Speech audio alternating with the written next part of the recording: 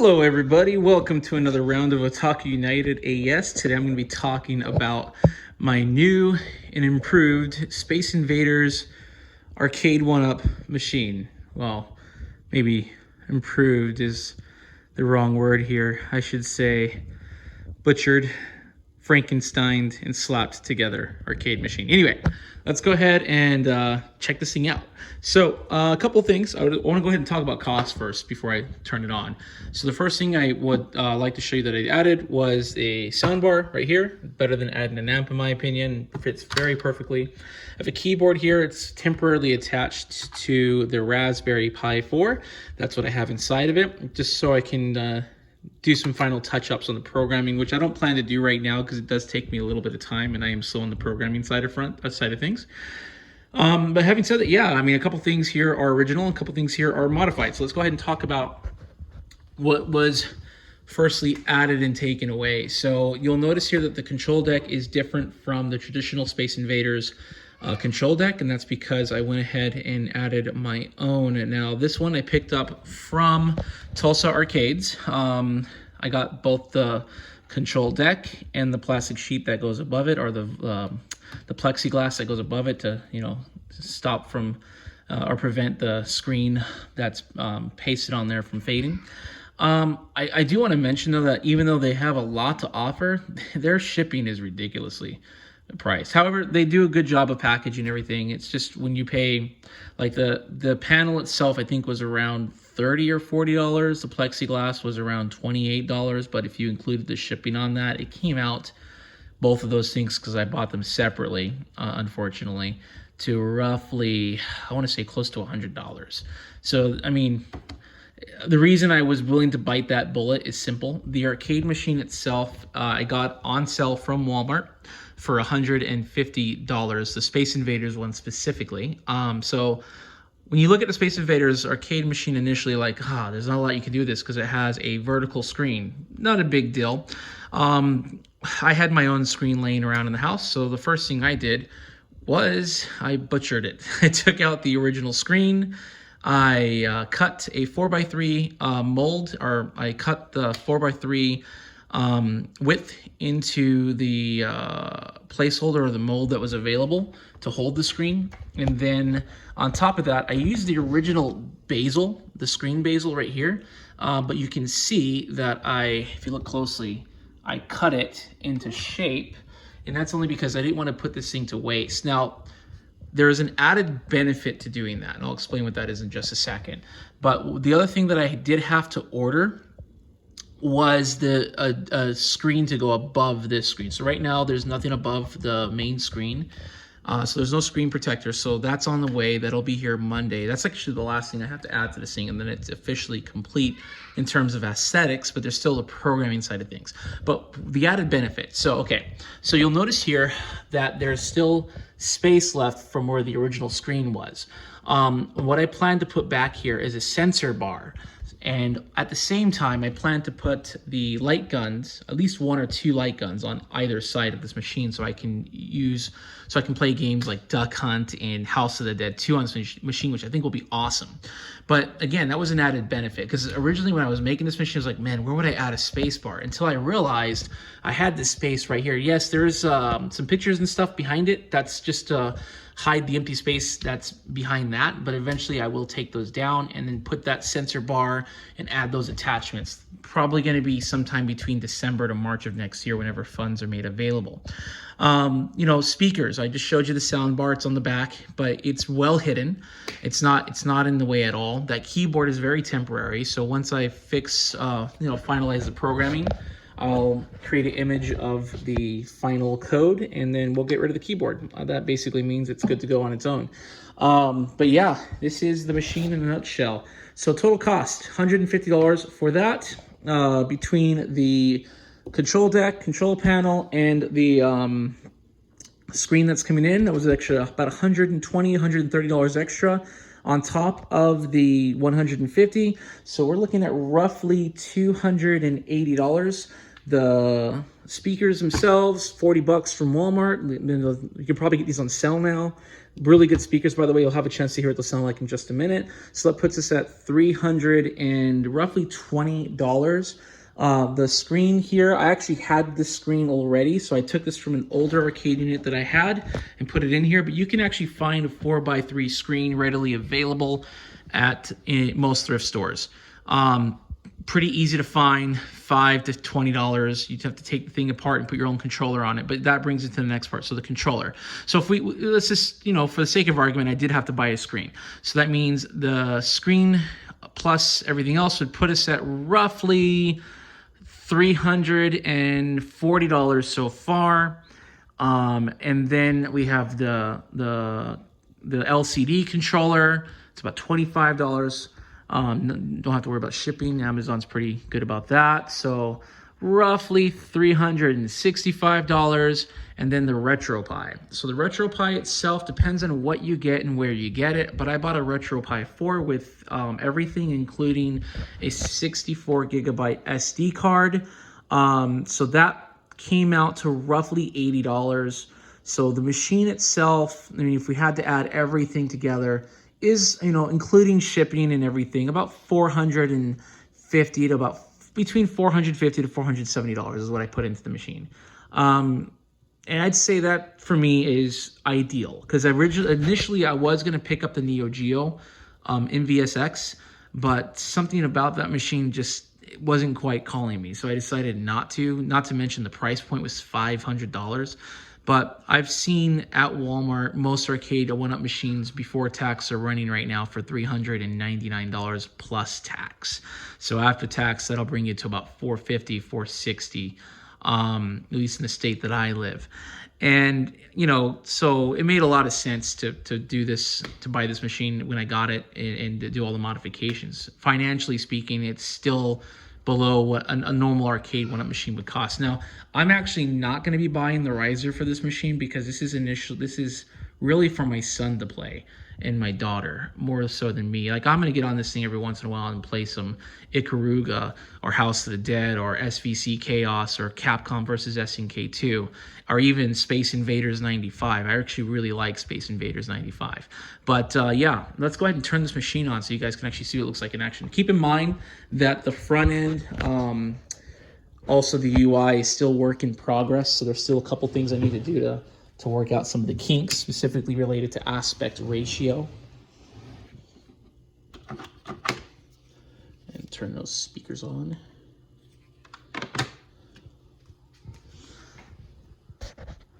And while I got that coming in, let's go ahead and just turn this thing at an angle. Get a really good view of it. So yeah, we got the splash screen running up, but you probably noticed it already, but there's some login information before and after the splash screen. So that I do have to get rid of or hide. So I will be doing that in my next software update. Well, manual software update. I have to type in all the code for that, which should be fun. I don't know if you can hear it too, though. There's a little bit of a hum coming from the machine. That's just the fan running on the RetroPie. So,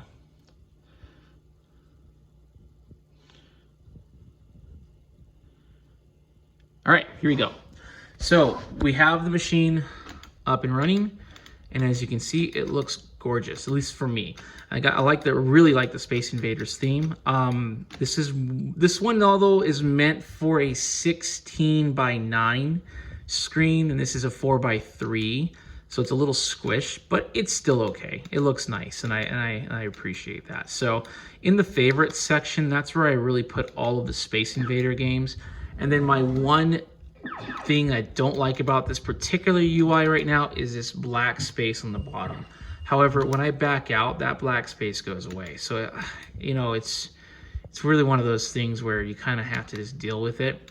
But there's a few different themes I can go with the UI. So I'm probably going to either stick with this one just because of the Space Invaders theme or change it to something different. But yeah, so, going out of there, we got arcade classics. That's really just a couple main games on there that I really enjoy. Aliens, Batman, Golden Axe, Golden Axe, The Revenge of Death Adler, Go-Go 13, Mortal Kombat 1, 2, 3, and Ultimate Rail Chase. We have a bunch of Dreamcast fighters and shooters on here, and a couple of light gun shooters specifically related to House of the Dead, which is an awesome game, and that's one of the reasons why I'm going to make that modification there with the light gun a bit later. And then we also have on here, see if hopefully I didn't take it off. I don't think I did. Oh, it looks like I did take that one off. So we got one light gun shooter on this one, not including the main ones. There's a few others over there. All right, so here are the FBA games. I had to go in there and manually set the aspect ratio to either 4:3 or 3:4 for vertical. There's quite a few vertical games on here, more than I initially anticipated, but that's not a big deal.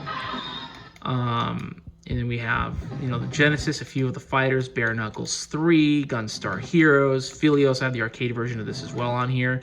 Shinobi 3, The Return of the Ninja Master, or Super Shinobi 2, Streets of Rage 2, Thunder Force 2 through 4.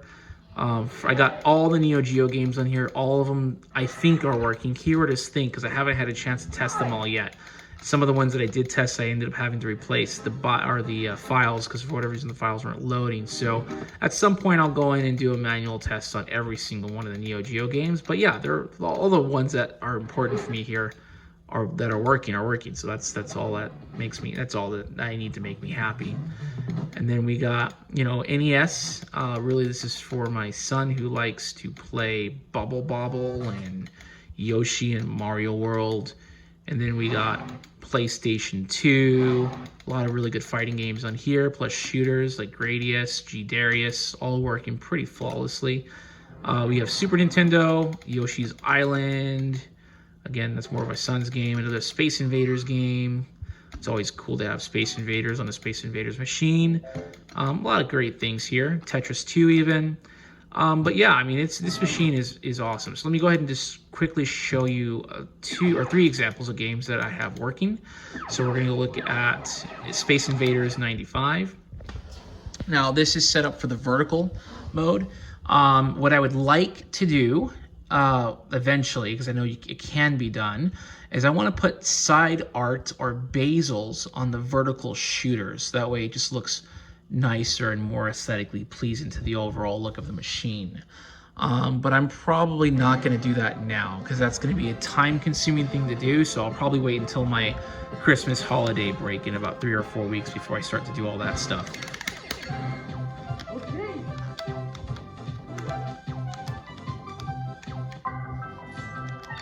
This game is amazing. Now, why this Space Invaders arcade machine didn't come with this game initially is beyond me. This is what it should have came with. It didn't. It came with like the really old classic Space Invaders games. Taito had some really awesome remakes back in their days. But yeah, this is definitely one of them. So let's escape that real quick, and then let's go ahead and show off a traditional game. Let's do FBA.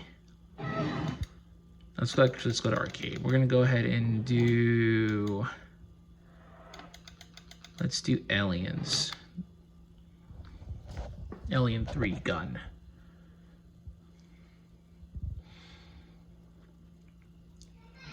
Uh-oh.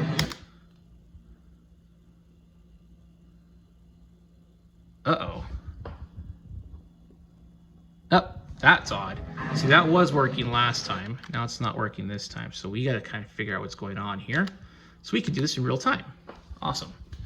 There's A. What is going on with this particular emulator? I would love to know.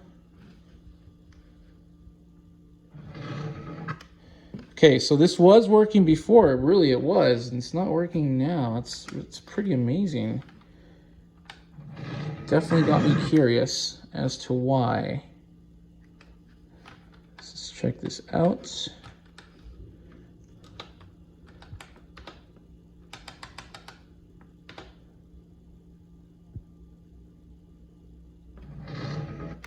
Let's try it one more time.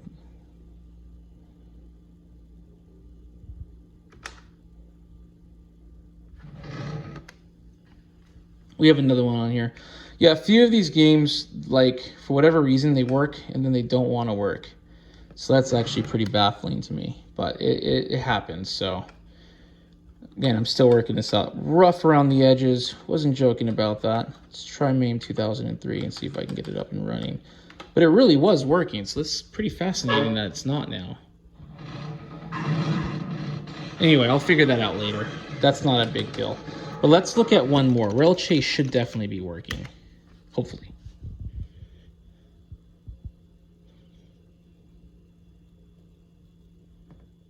Yep, there we go. So this is another vertical shooter on here. This game's awesome.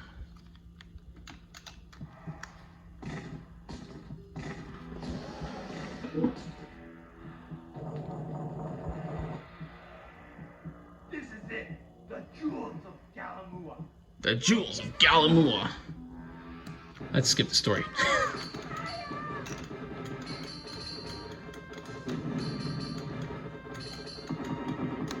You know, I think I know what's going on with the Alien 3 gun game, because I tested a bunch of, there was like 3 of them on here initially, and I know one of them was working, so I deleted it. I must have deleted the wrong file, so I'll just go ahead and add that back a bit later. Not a big deal on that one. Easy enough to do. All right, let's go and look at a Dreamcast game, and I want to test something that I like. So let's do,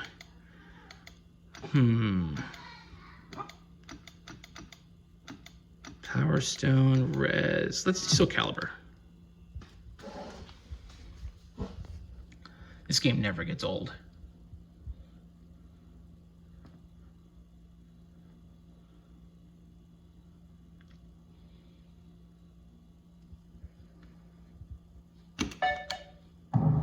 Namco.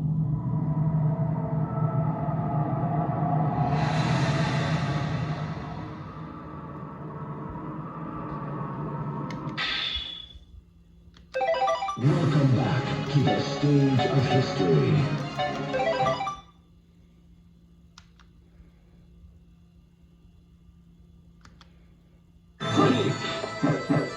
Versus Ivy.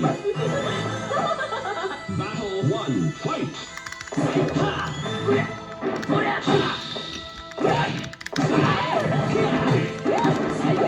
Like one hand here.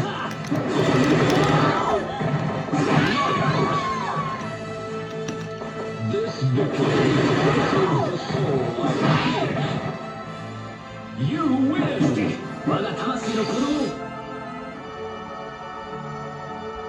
Battle 2, fight!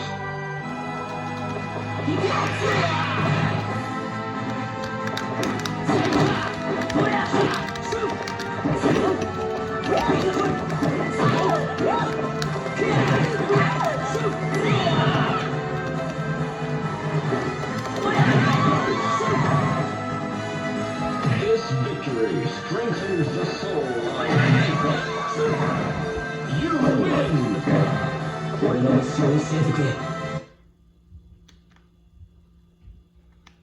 All right, we're gonna skip that game. And that's it, guys. I mean, that is the machine in a nutshell. As you can see, most things are working. Clearly, some games on here aren't, so that's something I will be sorting out within the next couple of days. But the machine is pretty much done. Just waiting on a couple little items to come in and a couple programming items to do, and it's good to go. Again, total cost out the door is less than $500. You know, the Turtles in Time arcade machines, I think those things are either $399 or $499. A lot of the arcade machines, or Arcade1Up machines, are running around $500. Some of them are running around $300. But that doesn't include the, you know, all the extras you got to pay for these things, like the light ups and the risers, which are ridiculously expensive. But yeah, I mean, if you can handle doing these things yourself, it's totally worth the investment. Anyway, guys, hope you enjoyed that. Please leave your comments. If you would like me to open her up and show you what I did on the inside, I'm more than happy to do that. And I can also talk to you about what I did for the programming side of things too. Again, not perfect. This machine doesn't have thousands upon thousands of games. It has more in the realms of like 700 to 800 games, and clearly There's a few here that still aren't working, but the games on here are games that I personally like to play, which is why it doesn't have an oversaturated amount of games on here. Just a really hyper-focused amount of games that I know I personally enjoy and that my kids enjoy to play. Anyway, guys, you've been awesome. Please subscribe, leave comments. Let me know if you guys have any questions. Chill out for now. Bye-bye.